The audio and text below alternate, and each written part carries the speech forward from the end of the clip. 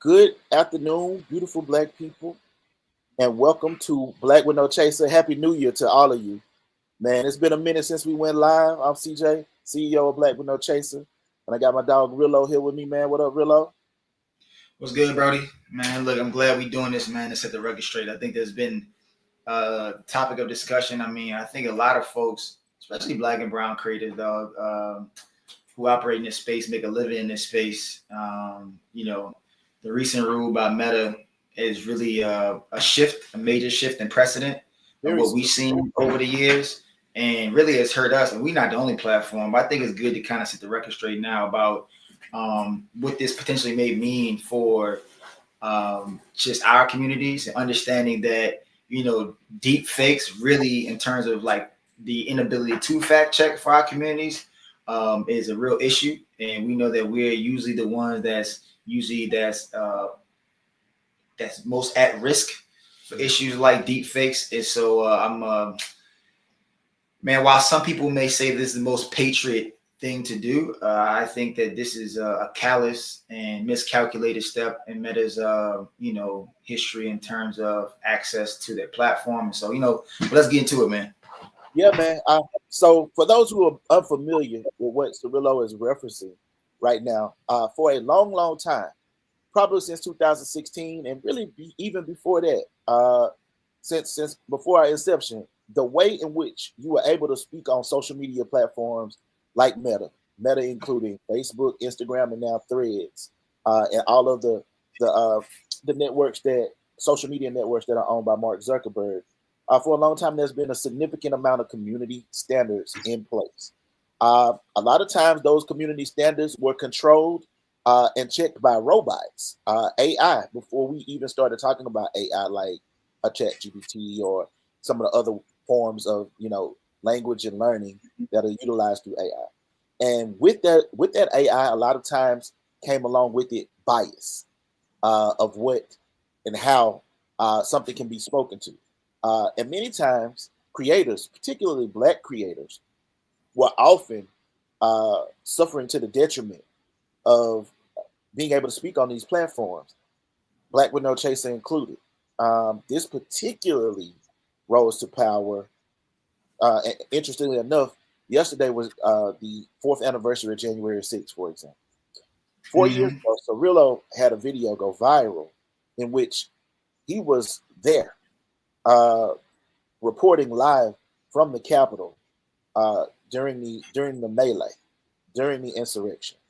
And at that time, that day, our profile suddenly became a profile that went from reaching 10 million people a month to being suppressed.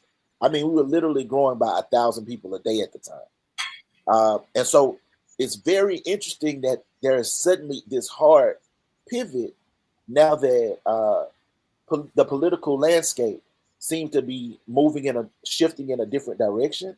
And suddenly there's this pivot towards what is being called, quote unquote, free speech. And so that's really where we are right now. Essentially, Zuckerberg announced that they're going to get rid of what they call the fact checkers, which were humans that were put in place or third parties that were put in place to try to address misinformation. A lot of the things that we highlighted in our unbought and our bought tour, and that's something that really is significant. Instead, they're going to replace those fact checkers with uh, community notes, which would Now, hold be on, let's stop there for a second. yeah. Let's also define what is or what are and will be going back to. And this is, by the way, this is a system that X, formerly known as Twitter, is now using Yeah. under the direction of Elon Musk. And so, CJ, for the folks out there, man, what is or what will be community notes? So community notes and the way that it's utilized on X or Twitter, which I still call it. Mama called it Twitter. I'ma call it Twitter. So the way that that's utilized is essentially multiple users might report something, a tweet that has been tweeted out. And if the misinformation within that tweet is something that can be checked and corrected, a community note is attached to the tweet. The tweet isn't deleted, but there's a note underneath it which makes or states what the truth is with regard to that particular assertion that has been made in a tweet. So essentially, it has a if you can imagine something pinned to it underneath that stands as a form of correction. So for example, when the viral video from the insurrection 4 years came about, we had a bunch of ancillary articles that came out kind of like intermittently as it all was unfolding. Yes. One of those articles and posts we put out was about a noose that was hanging outside the Capitol grounds, just really not too far from where I was standing on the Capitol grounds. Correct. And that post was reported, suppressed, and deleted, but then also our platform took a hit on that. Now, we wasn't saying that Black folks should be hung. Of course, we wasn't saying that. Right. But the imagery itself was being reported as if we were the ones reporting or stating that we somehow or some way was this some form of hate speech, when we were the ones reporting on the hate speech itself, or the depiction of what is to believe to be a sign of racism, as we all know, especially in the Deep South, right? And so it was a tool used to kill and hang and murder Black people, thousands of Black people over the course of time. So and so when we saw that, but then our platform within, and this is now, hold on now, so I'm about to bring it to speed, y'all. When that was reported, it took maybe a few months or so, and CJ, correct me if I'm wrong, we ended up on the line with Instagram. When I say the line, we ended up on the actual Zoom call with Instagram. Now, this team on Instagram, y'all, you gotta understand. Now, Instagram at the time had about, and this is according to Instagram employees, not us, was about 3,000 or more so employees at the time. Of those 3,000, about 12 or 14 people that are responsible for identifying bias algorithms or biases within the algorithm itself. Algorithm being within Meta, in this particular case, IG or Instagram. The crazy part about it is the sister that we first engaged with, and we ain't gonna name her name, but the sister we first engaged with, I thought she was one of the actual like top people that was working within the department. Right.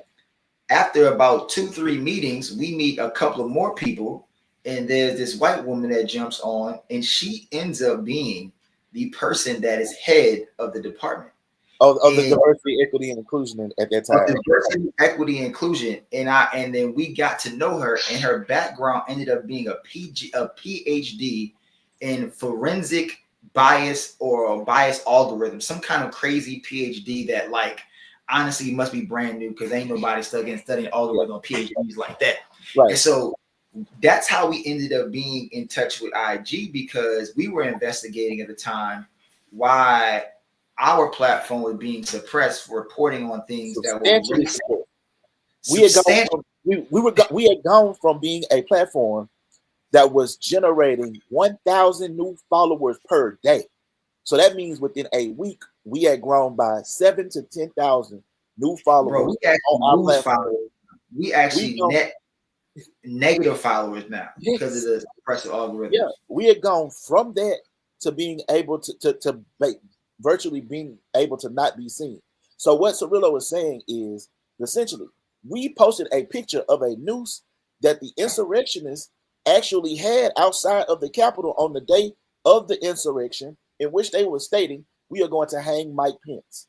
And mind you, a photograph of it. And mind you, we weren't the only news or platform reporting on that news. CNN reported on it, MSNBC reported on it. Basically, anybody that would believe this to be something of that would be dealing with white supremacy, right? And wanted to report on that. So we were reporting. So, but a lot of Black platforms, I'm assuming we weren't the only ones that reported on this, were the ones that ended up getting suppressed. I didn't see CNN take their post down. Matter of fact, that article still exists right now on CNN about that news. And so it's we became suppressed as a result. So like you said, like essentially, and we weren't the only ones, but we were a significant and growing brand that whose voice was suppressed, as we were actually both live at the Capitol reporting and reporting on what was being witnessed at the Capitol. So we were treated as essentially a hate group, even though what we were reporting on was were the hate groups themselves. We were Right, reporting on the hate group. we were reporting on the hate groups, and so we were suffering to our detriment because we were being judged by a robot at the time. We were being judged by artificial intelligence. How do we know this? Again, as Cirilo asserted earlier, we met directly with Instagram. We met directly with the Instagram team, uh, and within that And most, meeting, mhm, and people don't know this, though. We pointed this out earlier, bro. Is like at the time, I don't even think other creators or black creators or brown creators or whatever it is, even knew this, and we didn't at the time. But Instagram can offer you more protection, mhm, so they can insulate you from people reporting you. So, right, for example, if somebody were to report again on their news and we put another picture of it, actually they deleted it on their own and yeah, gave us the rights back to that photo. So mhm, they put a layer of protection so that if someone were to report on that, now we had that for a little second, but the people that were behind us getting that protection since left Instagram.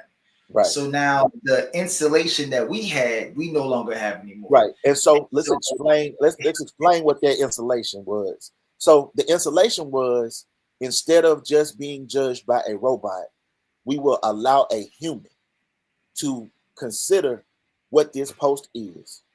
And as a result of considering it, we'll allow them to assess and determine whether or not this actually is something that should be considered hate speech, or if this is something that goes beyond the scope. That still leaves room for error if the human themselves don't also know how to apply nuance to a conversation, but it's still represented that something exists, a mechanism exists in which we will be able to speak to it. And had we not had the opportunity to directly, because this is not an opportunity that a lot of people get, right? And we want to, I think it's important to acknowledge that as an influencer brand, that not everybody gets a chance any day to sit down with anybody from Instagram to personally discuss what's going on with their account and what's going on with Black accounts. And that was our purpose that day. This was back in 2021. Our purpose in having that conversation with them that day was to address the way that we were seeing black creators and black platforms across the Meta network being treated when speaking to social justice issues at a time when social justice conversations were at an all-time high. This is at the time of Ahmaud Arbery, Breonna Taylor, George Floyd, and so many others, when this groundswell of speech was taking place. And instead of allowing the speech to take place in the way in which it was, when it was directly in critique to the delusion of white supremacy, that was being suppressed. The behavior, the criticism of the behavior that those who are perpetuating the mentality of Trump and that mindset at that time was being suppressed. And so for years, many platforms, large platforms like our own, which reach millions, were still being stifled with regard to our voices. And as a result, that directly impacted if you're an influencer and that's what you do as a profession, then it directly impacts your ability when your reach and your engagement are suppressed as a result of of the type of conversation that you have and you talk about. So you then begin to tiptoe in the way that you have conversations. A platform like ours called Black with No Chaser then cannot speak with no chaser. All of a sudden, fast forward to 2025, fast forward to the outcome of the election, and you know what seems to be a mandate on the way that speech is spoken to, and suddenly there's room for quote unquote free speech. Now, I think it's important to keep in mind, and I'm gonna pass it back to you, Rillo. I think I it's was important gonna to keep in mind that in saying that there is a desire for free speech, now suddenly it's important to highlight and underscore that the same people who are supporting the ideology that led to the election of a Trump also are the same people who are suppressing the voices of Black books, Black authors, and progressive authors in the types of readings and writings and even history that is being taught in schools and educated today. So it is a misnomer and incorrect to say that free speech is something that is now back on the table. I would say that the delusion of white supremacy is now insulated and protected in a way that allows it to be expressed. But that doesn't mean that free speech across the board is back on the table. And I have to, and it begs the question: what about those of us who have suffered as a result when free speech wasn't on the table? Yeah, I mean that's a great question. I mean, I don't know. I mean, I think it remains to be seen. I think that, like, I'm looking at Zuckerberg's words, and this is from his. He put out a video on behalf of Metaverse on X, and the video is a bunch was said. But in part of it, he said the recent elections. This is by Zuckerberg. The recent elections also feel like a cultural tipping point towards, once again, prioritizing speech. He goes on to say, so we're going back to our roots and focus on reducing mistakes, simplifying our policies, and restoring free expression on our platforms. My thing is, like, I think a lot was said in that. I think one thing is, like, admitting that there was mistakes made. So there's that admission that y'all made mistakes. And y'all made mistakes because y'all instituted a biased algorithm that you knew existed already, right? You knew this. It was inherently biased already. You tried to hire 12 to 14 people to figure it out. They couldn't figure it out. Platforms like ours lost opportunities for increasing followers, viewership, wherever you want to call it. Revenue. Isaac Hayes talked about this recently in response to this actual video that just came out by Zuckerberg, which is these platforms, including Meta, which include Facebook and Instagram, are not in the business of allowing you actualize the reach of your full potential ever. If they did so, there would be no point in an ad revenue portion of their business. There wouldn't be a vertical there. Right. If we have 245,000 followers on Instagram, we don't ever organically hit 245,000 people, right? Unless it goes viral, and you get those views, right? And even if you get the views, that's every so often. And especially if you putting out original content. Now, if you're putting out content that is, I guess, somewhat what people would call rendered content, or content that has a certain level of SEO to it, that's already being published across multiple platforms, and people are engaging with it in a particular way, then they'll give you the boost because they want the eyeballs regardless, right? They want people to be clued on their platform and not an MSNBC or CNN. So they'll make sure that content goes to the roof. But when you get to begin to look at original content, it begins to be increasingly difficult to get your brand out there. And so for me, it's like I'm interested to see exactly where this all goes in terms of like how Black creators react to this admission of almost guilt to some degree, right? That there were mistakes made, and however you want to couch it, clearly they didn't get it right.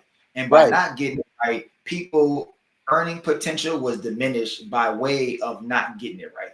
And so opening this back up now, to your point, CJ, about, now we're going to allow free speech, when it really is just free speech to make sure that those on the other side, or folks that subscribe to white supremacy ideology, that they can get their rocks off without us being able to report them. It's really more about that. But to your point, though, there still could be a lane where our platforms don't really get the breathing room it needs and deserves to really report on people that really don't really that really are filled with a bunch of hate. Another piece I want to say about this is like this idea of like getting back to our roots. I don't know. I mean, I've been on these platforms since the inception. Like me and CJ, we've been like since college. I mean, you're a little bit older than me, so you were like right out of college. So I don't know if you were even one of the first adopters. At the beginning of law school. Yeah.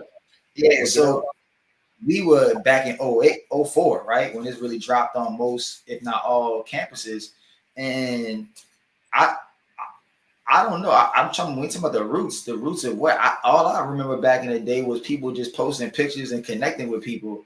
and from there it took off into like, and you get poked, you Yeah, get friend requests, you put up pictures, and yeah. I honestly don't. That was a time when Facebook didn't have a like button. That was a time when Facebook prefaced their status by saying CJ is, and you just filled in the blank. And it wasn't unlimited space on what you could write in your status. Facebook at its roots was literally just, you know, interaction between humans. College You mode. knew each other, and you had to have a college email in order to even apply for Facebook at that time. So I remember the day that I went to I stood in TSU's line just to get a email during law school to make sure I had it, just so I could sign up for Facebook. It took all day, but I remember it, bro, like it was yesterday. And so, interestingly enough, Rillo, as you talk about this, think about all of the ways in which Black creators, Black folks, even when it comes to criticizing things like white supremacy, have had to be careful in how we say it. So much so that we have created new ways to try to say the thing on a social media platform in order to not get in trouble on that platform. Meta particularly. If you criticize white, I remember one time you critiqued white supremacy on a live. We couldn't go live for 10 days. We couldn't go live. You could not go live, but your monetization was put in jeopardy because you would go from green to yellow, not red, but yellow. Meaning, like, if you keep trending in this direction, then you know what is grass, and so that's why it's interesting now, man, to kind of see like this idea they want to get back to free expression, because I feel like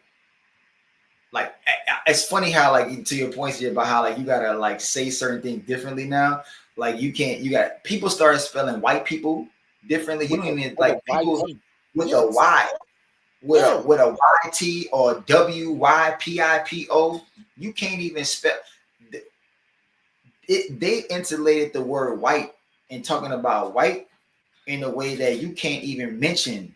Like, we had the reason why Karen was the reason why these caricatures of white folks came up is because you couldn't really talk about white people in general. So you had to make up a Karen or a barbecue Becky or anybody like that, because those people became institutionalized in a way within Black culture, or people trying to talk about white supremacy in a way that their platform wouldn't be diminished or reported. Right. And then now there are even new ways in which people are talking about these things. And now people put a line through things. People are just bleeping out things. It's like literally like it's like, don't say the word. Right. But even you gotta say people are saying unalive because they can't say somebody got killed. You know what I mean? Like, we are literally on platforms where that's been the case for us for years. So we couldn't say that Derek Chauvin kneeled on George Floyd's neck for 9 minutes and killed him, murdered him, because that would be suppressed on a platform when even though it's the truth, and even though that's what actually happened, we had to create a whole different lexicon in order to be able to be considered sufficient and sanitary for social media. And Meta was the leader in this space. Meta was the leader in doing this. There are so many Black platforms. I'm gonna shout out. Black Monopoly got kicked off the off of Instagram. Dope Blackness was kicked off of Instagram. Oh man, they were. Fred was suppressed. Fred was suppressed on Instagram. So many Black creators that just immediately come to mind as people who we know who are prominent and vocal in their critique of the delusion of white supremacy, and many of them were suppressed for our humor, for our actual thoughtful criticisms and philosophies, for just speaking out against being done wrong, for posting videos of violence being committed against us, and having something to say about it. We were being suppressed. Leslie article was a picture of a brother drinking from a water fountain, right? Mm-hmm. Which was an actual photo of colors only water fountain or whites only water fountain, and that was suppressed because people was mad about we posted a photo about an actual photo in history that was taken by the brother in the photo, Yep. right? And like so, that's just another example of, and again, we can only really speak solely from our perspective, and what we're trying to do now is like we know that we aren't alone. Right. So, like if you watching this and you feel like yo, I felt the same way, like just know that you are not alone. This platform and many platforms have gone through the struggle. I mean, like we still see it to this day. Man, look, CJ literally had to create how many pages you've been on? It's 4 pages now. It went from he been in Facebook jail 3 times now, and then he's on the 4th page because of talking about and vehemently talking about and pushing back against whiteness and white supremacy. Now, again, we're not saying that all white folks are bad. I mean, that's really not the case here. But it's the institution of whiteness and what it has done to our communities that we push back on. And I hope that people understand that what we're doing here is not it wasn't coming from it was not ever coming from a hateful place with us. Like it's never been we are doing these things because we hate something. It's literally we are speaking up because something just happened to us. Something happened to us as a collective. Something happened to us as a brand on this platform. And so we're trying to speak to those issues, and we're seeing repercussions as a result of attempting to speak to or address those issues with our community. And so that's something that we observe very, very clearly. And again, we sit in a unique position because we were documented. I'm an attorney by trade. Rilo's attorney. We document everything. And so in the entire time that we've been on that platform, when something stopped going the way that it started going, document every single time. Like literally, we have the conversations. We spoke directly with Instagram, but not only did we speak directly with them, when we came to them, we brought the notes of our documentation of when stuff was trending up and when the trend changed. And we followed our KPIs, we followed our data, and we brought that data to Instagram.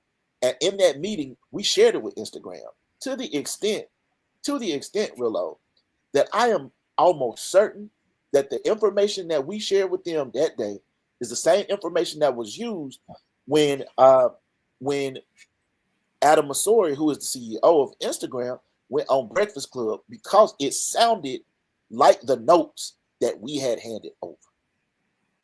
Oh, of course. I mean, they not like, of course, when they come into these meetings, while they're trying to understand and gain understanding about what we're going through, they're also trying to use the ammunition to try to clear the air, right? They're trying to like make sure that any kind of dirt or any kind of thing that can cloud what they have going on at their platform, they're gonna try and fix it immediately, and also they're gonna try and get in front of it.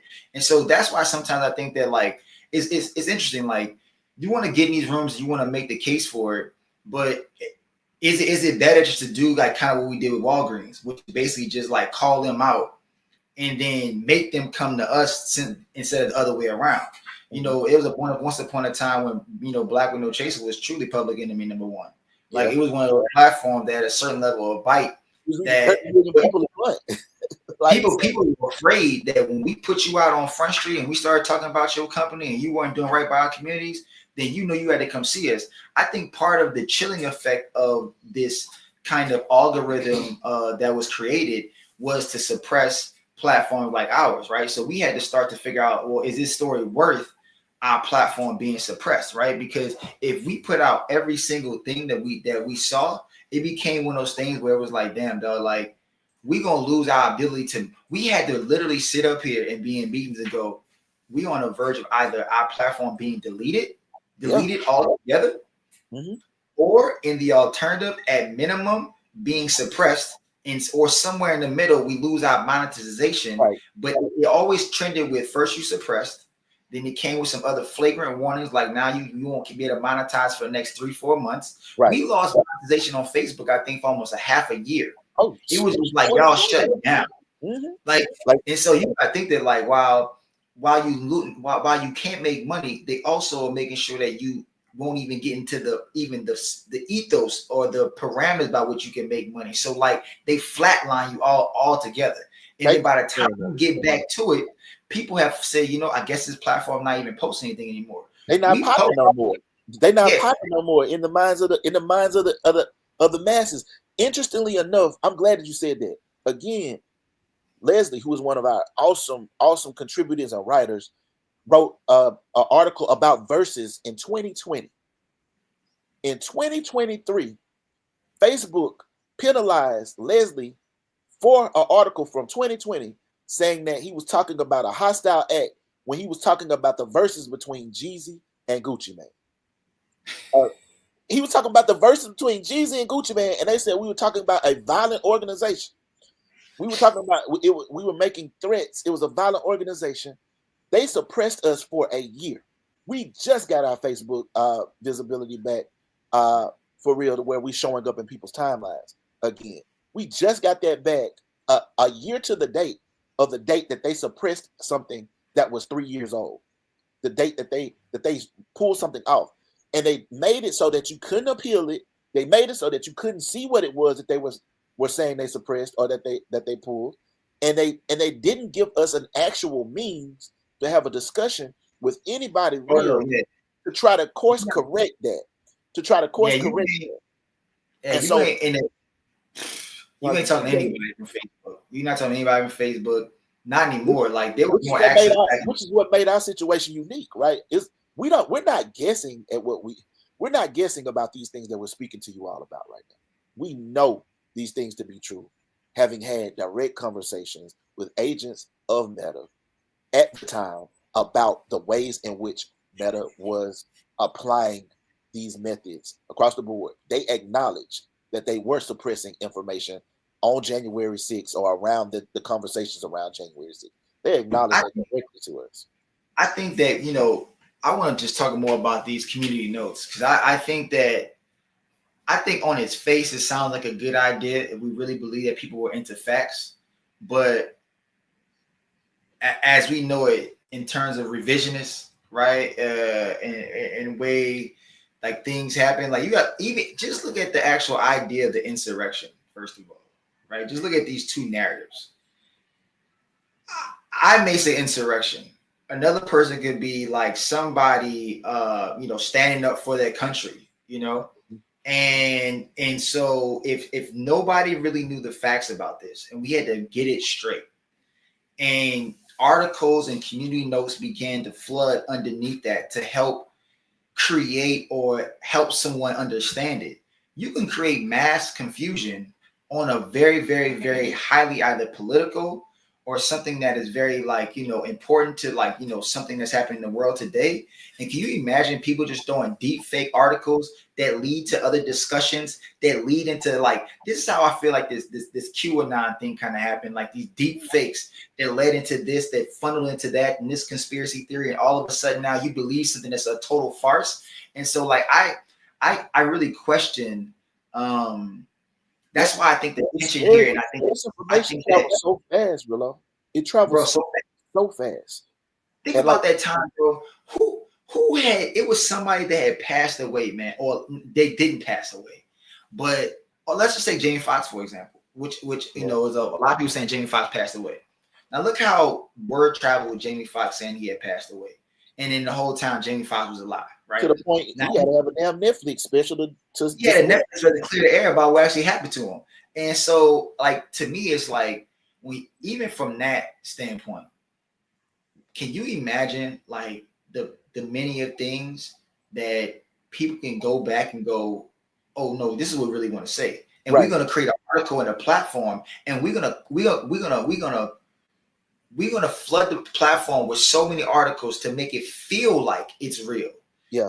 Because if you say something enough to somebody and you say it with some passion and some oomph behind your voice. Mm-hmm. I remember that dude that I seen that video, and it was a dude that was talking about he tried to make that cigarettes wasn't bad for you, right? It was some kind of Indian dude who standing on stage. But everybody knows that cigarettes literally bad for you, right? Or whatever. And people in the crowd started to agree with the fact that they was leaning in, and he was like, come on, y'all know, you know what I'm saying? But he said, look what I did. You got somebody speak eloquently about something. They were passionate about it, and he made you believe it. And that's why I think that happened, like even this past election. Like there's somebody like a Trump where they speak passionately about something, right? And they tell you over and say it over and over and over and over and over again. Sooner or later, you'll be like, either he's really the best liar ever, or he gotta be telling the truth. Because there's no way that somebody can stand up there facing all this quote unquote persecution and being indicted for this and indicted for that, and then come back and go, man, that's not true. Like that's why I think that, like, man, we have to, our platform is so important, and platforms like ours, because of the deep fake that's about to happen, because Meta now and X now and other platforms are opening for basically saying that anybody can provide evidence of any sort without any fact checking. Right. We don't care anymore about it. Right. And the thing is the community notes is a good thing, but a lot of times you can't unring the bell. By the time that the community notes arrive on most of these fact check type things through users, it's been retweeted or shared so many times that whoever the other people were that believed the shit, believed the stuff in the first place, have already sent it out and made up their mind about what that thing is. Now, don't get me wrong. By all means, I'm hoping that Facebook is authentic in the idea that it is going to lean into free speech. Because what that means is we can now, in a without hesitation, critique the delusion of white supremacy. But we still gonna hesitate though. I don't right. think we got the same because we've been gaslit. We've been gaslit so many times that we had to think like, can we say this way, or do we have to figure out some creative way to criticize this thing? Do we have to figure out how to be black with no chaser with a damn chaser on this platform in order to be able to remain on this platform? And that's something that we don't have a desire to do. We want to be able to be ourselves on these platforms. We want to be able to speak our minds on these platforms. And the last thing I will say with regard to this, Cirilo, is I want to know if this is the standard. This we're going to go back to our roots of free speech because that's the direction that the country wants to go. Standard that he's speaking to is unequivocal for everyone across the board. If it's something that is equitable, if I'm a person who is critiquing the war in Israel or referencing it as something like a genocide, then am I going to be suppressed for saying that word? Am I going to be suppressed for speaking on that issue? Like there's evidence that you have been doing previous to what you're now saying you're going to change from. Yeah, I don't know. I think that I think there's definitely been a chilling effect on, I think, creators in general about what can and cannot be done. And it's almost like they got to the point where, like, in a way, like social media has become like a less of a good information source sometimes and more of just a way to like truly entertain yourself.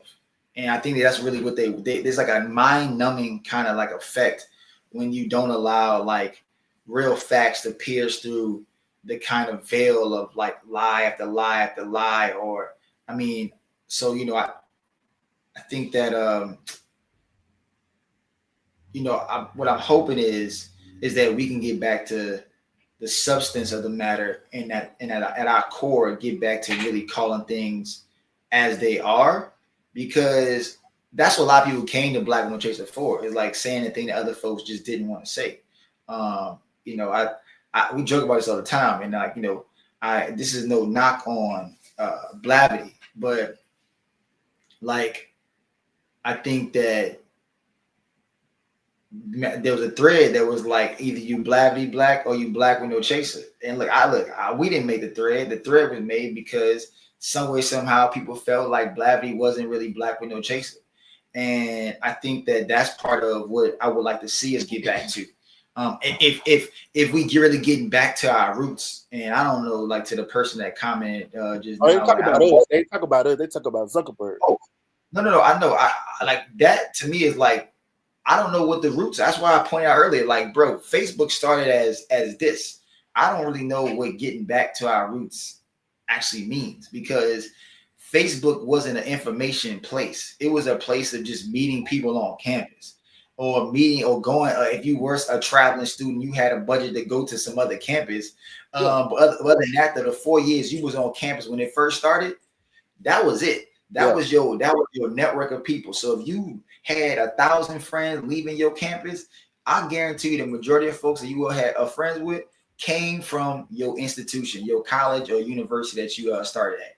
And so, I mean, I don't, like I said, I don't know what that means. I don't know what that means. Harvard to Yale, like Harvard, I'm coming to Yale this weekend, or Morehouse, I'm coming to Spelman this week. You know what I mean? Like, it was the AUC being, because those were like some of the platforms that were on it early in the game, like before it became a big thing. Like, I remember I didn't really get on until my sophomore year, to tell you the truth, because I was like, I wasn't really a social media person, and I was hell bent on becoming. I thought it would be some MLB baseball player, and I was like, bro, I'm not distracting myself with any goofy platform. It was bad enough. I think I had a profile on Black Planet at the time. Man, listen, I know I had me a Black Planet profile. No, my boy was crazy about Black Planet. He's always giving me shit about like my Black Planet page. It was basic, but I just didn't have time for that. And so I remember like people would go around. I remember in dorm rooms, people used to go around talking about, man, old girl poked me and blah poked her back and all that stuff like that. So I was like, bro, I don't know what y'all talking about. And then one of my best friends, man, in school, she was like, yo, you don't have Facebook? She's like, yo, where you at? And I was like, I don't have. So we went to the library one day, and she even asked me, do I have a school email? And I don't even think I even engaged with my email address yet. This is my sophomore year. And I was like, she said, we got to activate your email. So I went to the place where you whatever, got my email, and then we beeline to the library, and I got on Facebook and I created my Facebook account, and that was really like how I got on it. But if it wasn't for her like pressing me, I would never got. I mean, I probably would have got on at some point, but it wouldn't have been in the time, because I just didn't really care about social media. It was like that. Was interestingly enough, and it's ironic because like literally we run a company that is an influencer brand that utilizes social media now. But literally, I didn't know about Facebook until my sister, who was at Spelman at the time, started telling me, "Hey, are you on Facebook?" Like, and this was like 05, 06, something like that. And I'm like, "No, I don't even know what that is. That sounds like the name is ridiculous. Like, like, no, I'm not on that. What is that?" And I thought it was corny. I was like, y'all on a flat phone call. Like at that time, I really was like, I shut that down, bro. But then she explained it to me, and I'm like, oh, okay.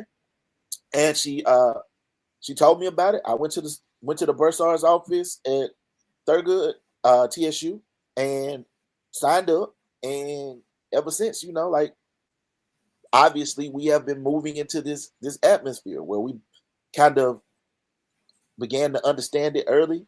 Personality stood out on it, turned it into something, and utilize it as one of the avenues to become what we've become. And so that's why I think it is a bit of a smack in the face, because in a lot of ways we helped build up this platform. Like you said, I have had to have multiple accounts on the platform. That did not happen until we created Black with No Chaser, and Black with No Chaser was reaching 30 million people a month. Well, bro, remember though, we got our main page got shut down. We had to create BWNC. Right. Like, they told us I don't even remember what we posted, but they said if you post something else, we're gonna unpublish this page. At that time, we were literally reaching 30 million people a month. It was crazy. At one point, it was nuts. It was crazy. I remember that's when I had to shut off my notifications, because it got to a point where I was like, at first I was trying to keep up with them, and then it got to the point where it was just you can't keep up with it, because the algorithm was so crazy. And it was I remember when we was around 10 or 15,000 followers, I think, on Instagram. Mm-hmm. And I was at a Christmas party, and people were sharing Black with No Chaser, and they were talking about Black with No Chaser at the party. And I was like, in my mind, I was like, damn, like people in my network don't even know that we behind this brand, and like they like sharing our information. But I knew we had some, man, because I think that like at the time, the people that were sharing it, I felt like I saw them as people I trust or being good stewards of information, people that were I think believe lived in a place of facts. Right. That's how they moved, and so the fact that they were sharing our content in a way because they felt like it was also factual, not just because it was black folks behind it or the name itself, but I think that it was a platform they believed that was steeped in facts and Right. not salacious, and one that really wanted to get it right. And I think that, you know, again, going back to this idea of getting back to their roots and free speech and whatever it is, I'm hoping that we can begin to open up the dialogue again in a way that we can get back to our roots Mm-hmm. on the reasoning why we started this, which is why journalistic mixtapes started going crazy, which is Mm-hmm. why, you know, people started flocking to our platform because we became the kind of the dagger, so to speak, to a lot of the platforms that was either there was no representation, underrepresentation, for damn sure misrepresentation of our communities. And I like that's what I'm hoping, dog. Like I don't know. I mean, because Yeah. Like, I'll ask you this though before you get in. okay. With the admission of these mistakes, where do you think this is likely going to lead? Like in the foreseeable future. Well, from I will tell you where from a From a legal perspective, what could happen? that's what I was just gonna say. From a legal perspective, I know that what this acknowledgement is uh, an admission uh, by somebody who would be a party that there were people suffering to their detriment as a result of the decisions that Facebook was making with their page. Um, some people will be able to show um, that they have been injured as a result of their suppressed reach and engagement or the removal of their profile. Um, I think that there are probably some people that consider pursuing causes of action, uh, you know, against Facebook as a result of the acknowledgement that they were at such and such quote unquote not relying on or back to their roots before, or that they were doing something different than that they had been doing before. Uh, us having a deeper knowledge, both at a legal level and as a business, we understand that Facebook was using an algorithm, a robot, to um, assess particularly Black folks. I think the challenge uh, here with fighting for Black rights on social platforms or uh, equitable rights on social platforms is the sentiment of the country right now, the political landscape of the country right now, and finding a place who will both listen to, consider, and truly consider the value of what it means to be to have been Black on these platforms at this time and trying to have these conversations and and suffering at those types of consequences for having conversations that were otherwise benign, that were not rooted in hate, but that were deemed to be hateful because a machine either determined that it was hateful, or a uh, a third party who may not have had the cultural competency determined that it was hateful. We even proposed, for example,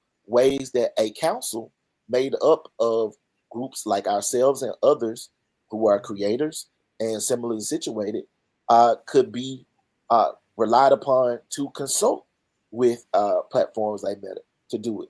Now, at the time that we had the conversation with them, a conversation that we can assure we had, um, there were overtures that there would be further conversations and that there would likely be some establishment of Mhm.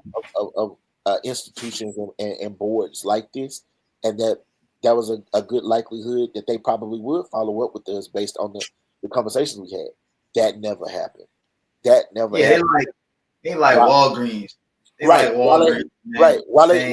while they did parrot, they parroted our while I did hear um the sentiments that we expressed in the notes that we provided them and in the conversation we provided them expressed publicly, or essentially like I don't know if you've ever seen someone who has gone to another speaker who actually does the thing or engagement, and then when they leave that thing, they start using the speech even though they don't walk the walk.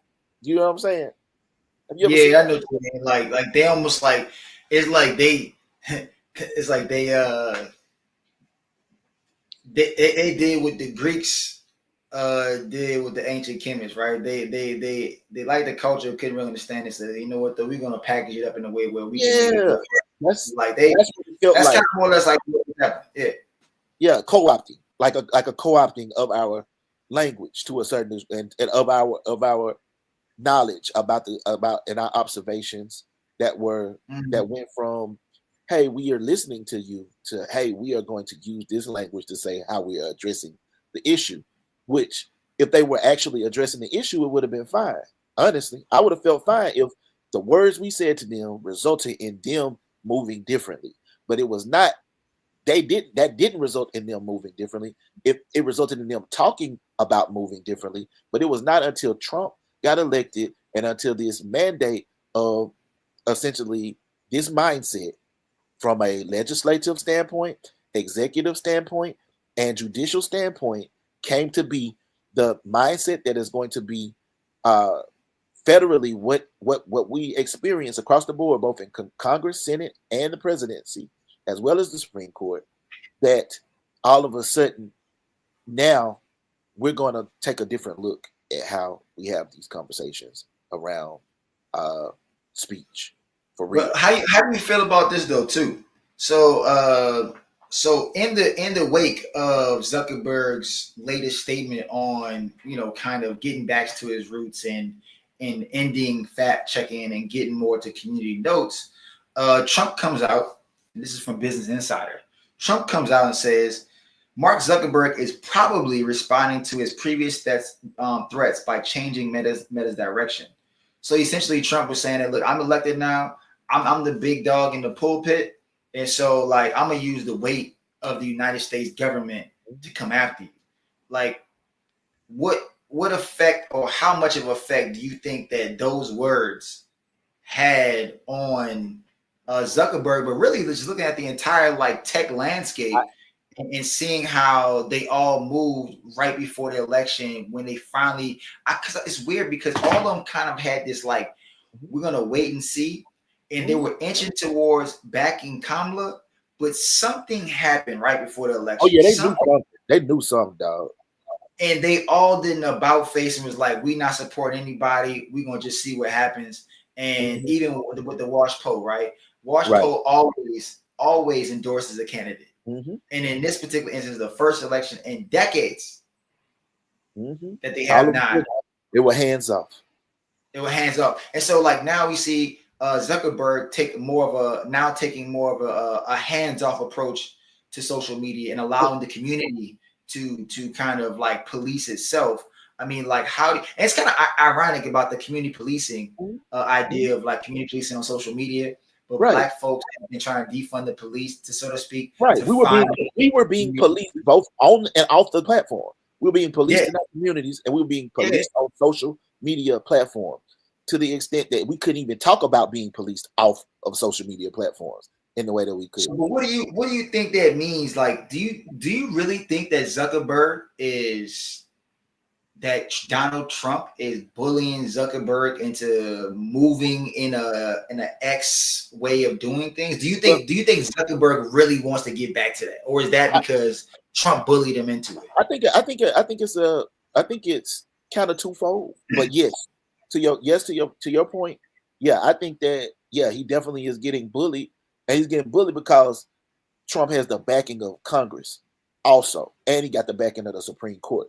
Like basically like he's in a position of absolute power right now. But what that says to me is that Zuckerberg always had the ability to change the thing when we were being wronged, but it was not until the threat of power or loss of power came into play that he actually did or was willing to change those things. It was not until it was not until Trump's side, with the backing and leverage of all of these things in play, happened. So that they wanted to make that change or were willing to make that change. Because in Trump newest book, which was published right before the election, this is sometime before he got convicted for 34 felony counts of fraud and so on and so forth, right? And by the way, they're still moving for the sentencing of Donald Trump ahead of or before the January 20th inauguration, right? But literally in the book Save America, Trump talked about going and plotting, or Trump accused Zuckerberg of plotting against him in 2020.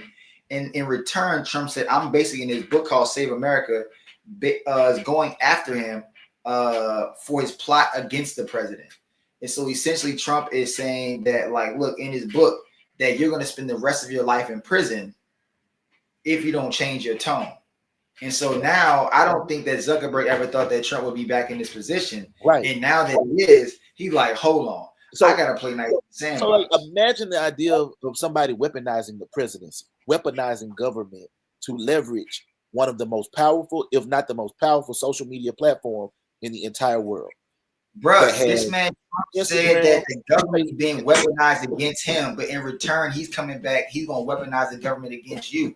I'm like, bro, I've never seen a more sleight of hand. So just kind of like, right. Like, so it's like now you talk about somebody that is got the ear of X, the ear of Twitter, the ear of Facebook, to the point where it's some of his people. Dana White just got appointed to the board of Facebook. He made Washington Post being, and so this truly begins to look like an oligarchy, right? Like it begins to look very much like what's happening over in, like, it looks not that much different from what's happening in Russia, where you can't speak on it. And it's different to this extent, Cirilo. Straight up, I must acknowledge this part. We are live streaming currently on LinkedIn, live streaming on YouTube. Where we are not live streaming is Meta. On Meta platforms.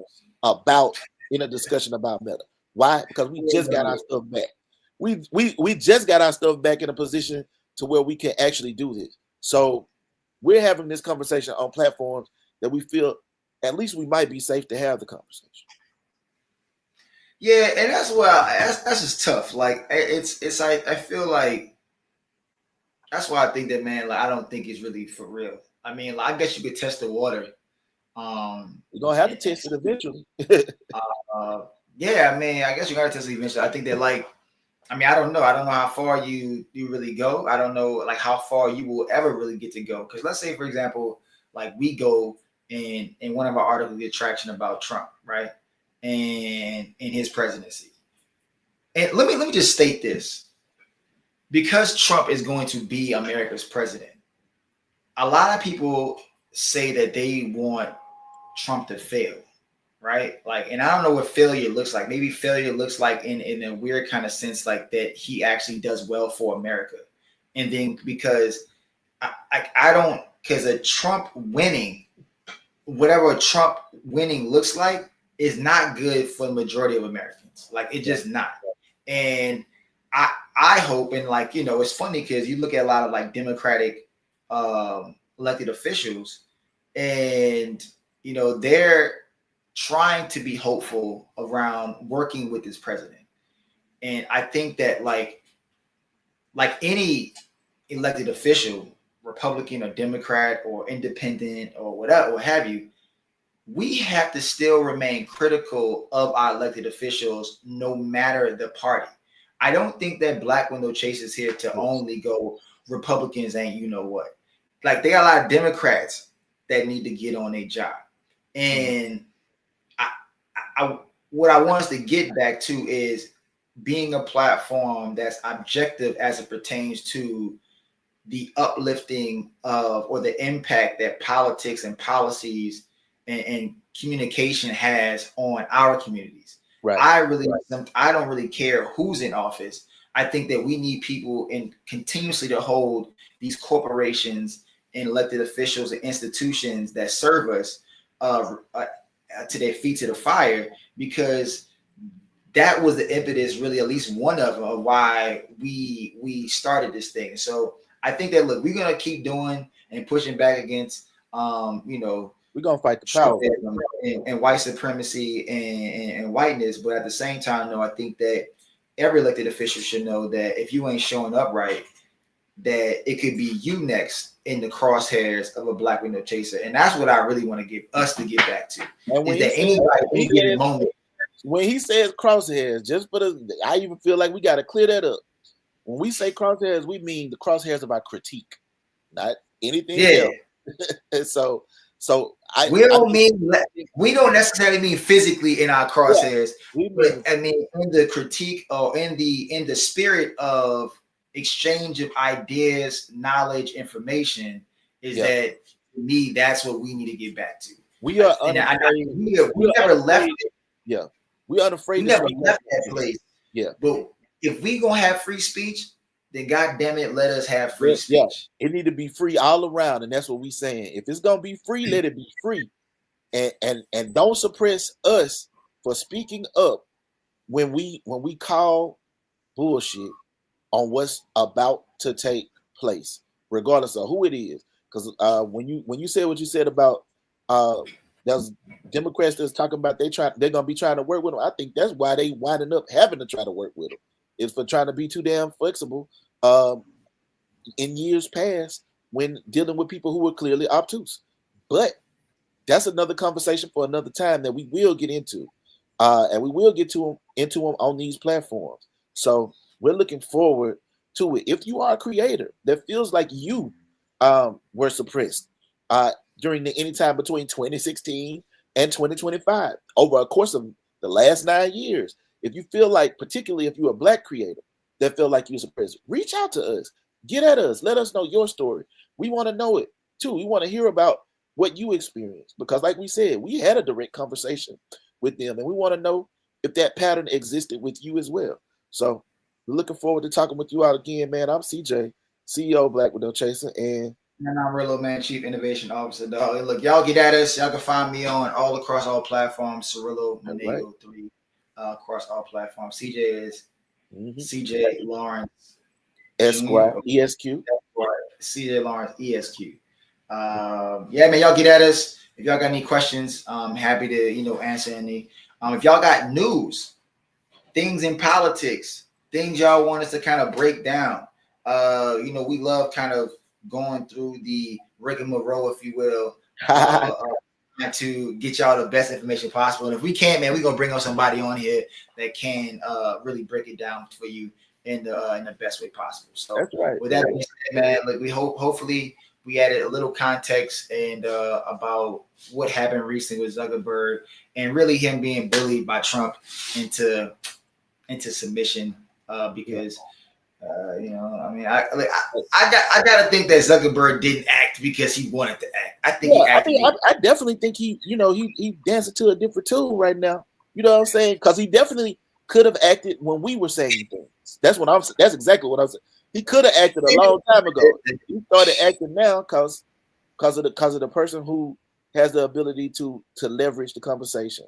Man, look, man, y'all be sure to like, subscribe. Follow Black with No Chaser TV. Comment, share this with a friend. If you was feeling this, we're gonna be doing much, much more of this moving forward. Going live was something that we done for a long time. We probably gonna chop this up in a little segment so y'all can see that too. If you ain't feeling like watching the whole thing. But yeah, mess with us, man. Rock with us. Find Black with No Chaser on all platforms, and we'll be back soon, man. Y'all think Black live Black unapologetically. Peace, and we out. Always.